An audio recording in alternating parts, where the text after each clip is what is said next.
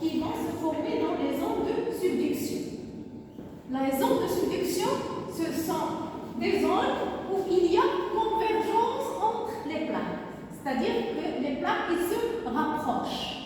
La subduction, c'est l'enfouissement d'une plaque océanique plus dense. Vous savez que la densité de la lithosphère océanique, de la croûte océanique, est beaucoup plus supérieure que la densité de la croûte continentale. Je crois 3,2 et 2,7. Puisque lorsque une plaque océanique va se rencontrer avec une plaque continentale, il va y avoir l'enfouissement de la lithosphère océanique sous la lithosphère continentale. Pourquoi? Parce que la plaque océanique elle est plus dense, elle est plus rigide, elle est plus froide. D'accord? Je vais vous donner les caractéristiques des zones de subduction.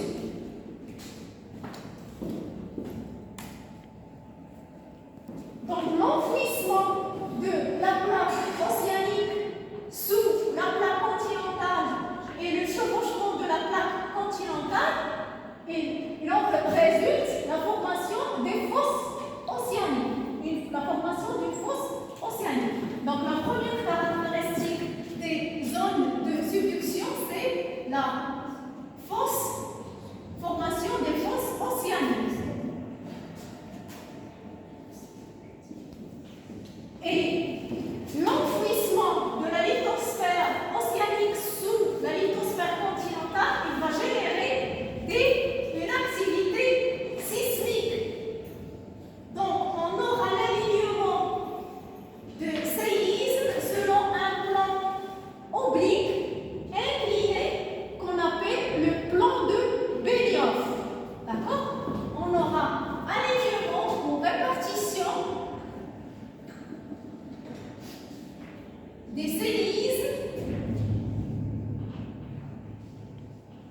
selon un plan incliné qu'on va appeler plan de Benioff.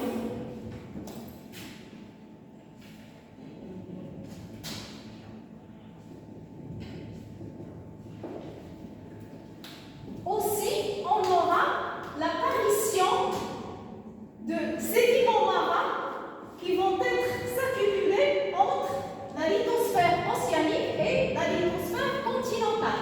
Parce que la plaque océanique, quand il s'enfonce sous la plaque continentale, il va y avoir le décrochement de quelques sédiments marins qui vont être accumulés entre les deux plaques, formant ainsi le prisme d'accrétion. Le prisme d'accrétion. Présence de prisme d'accrétion. C'est un ensemble de sédiments marins qui vont se poser entre les deux plaques. D'accord? Aussi, on aura une réduction de la température au niveau de tout au long du plan de Benioff. Ici, au niveau du manteau, ici, on a un isotherme de 400 degrés Celsius. Cette température, elle va diminuer au niveau de la zone de subduction.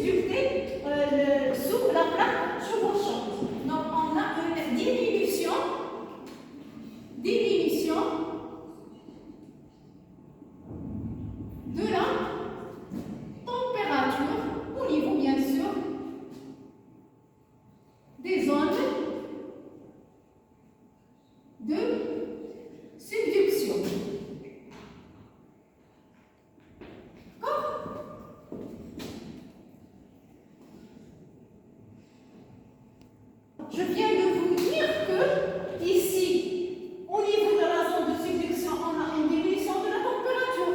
Mais ici, il y a une petite augmentation de la température avant qu'il regagne sa valeur initiale. Pourquoi ici on a une augmentation de la température?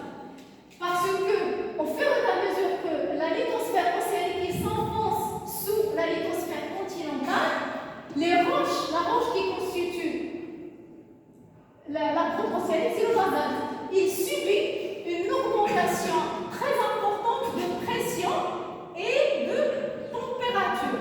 Cette augmentation de pression et de température, il va transformer les minéraux qui forment le basalte. On va parler de métamorphisme qu'on va voir plus tard dans les paragraphes qui suivent. Donc ces minéraux, ils vont être déshydratés. Ils vont perdre une quantité d'eau. D'accord? Cette quantité d'eau qui est libérée ici au niveau du manteau, il va favoriser les conditions favorables pour la fusion partielle de la roche qui constitue le manteau qui est la péridotite. Donc on aura une fusion partielle. La péridotite, c'est une roche qui est solide. Même s'il existe auprès du noyau, il ne fusionne pas. Mais la présence d'eau, elle facilite la fusion partielle de cette roche qui est la péridotite. Il va donner un magma basaltique. D'accord? Il va donner un magma basaltique.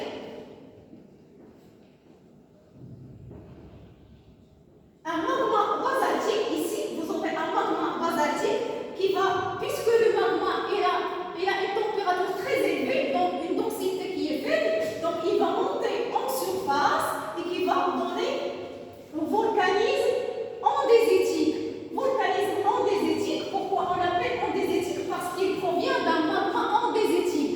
C'est quoi un magma andésitique? Ici, je vous ai parlé uniquement de magma basaltique. Lorsque ce magma il remonte, il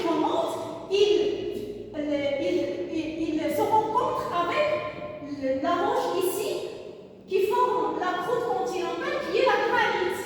D'accord? Qui est le granite. La roche qui constitue la croûte continentale, c'est le granite. Et puisqu'il a une température très élevée, il va favoriser une petite fusion du granit. Et le granit, il est très riche en silice. D'accord? En SiO2. D'accord? En silice. Donc, le magma basaltique, une fois mélangé avec le granit, il devient plus riche en silice, il devient plus visqueux. On ne peut pas l'appeler magma basaltique, on va l'appeler un magma andésitique qui va donner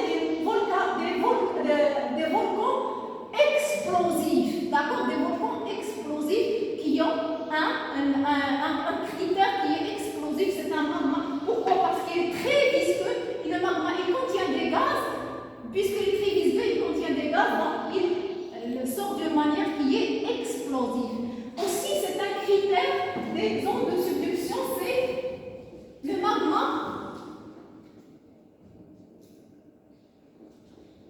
magma andésitique qui va être à l'origine de volcanisme andésitique qui est explosif.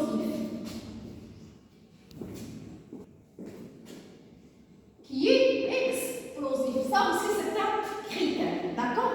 Qui est explosif. Donc, ce magma andésitique, lorsqu'il sort en surface, il va se cristalliser.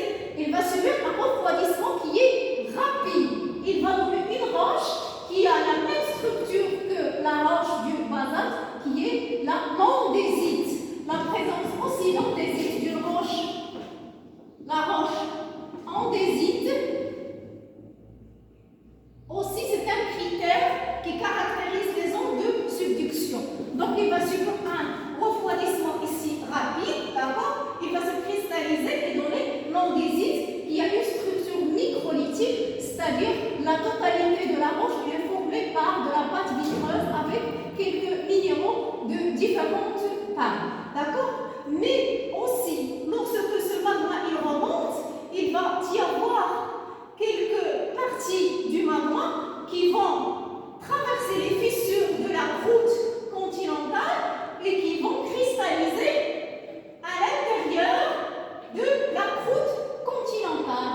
Donc, ils vont subir un refroidissement très long, d'accord? Très long. Ils vont donner de la granodiorite. Ils vont donner de la granodiorite, d'accord? Ils vont donner, la gauche aussi, c'est la granodiorite. Granodiorite. Ou bien des plutons de granitoïdes. On les appelle aussi des plutons de granitoïdes. Ici, on a une structure grue.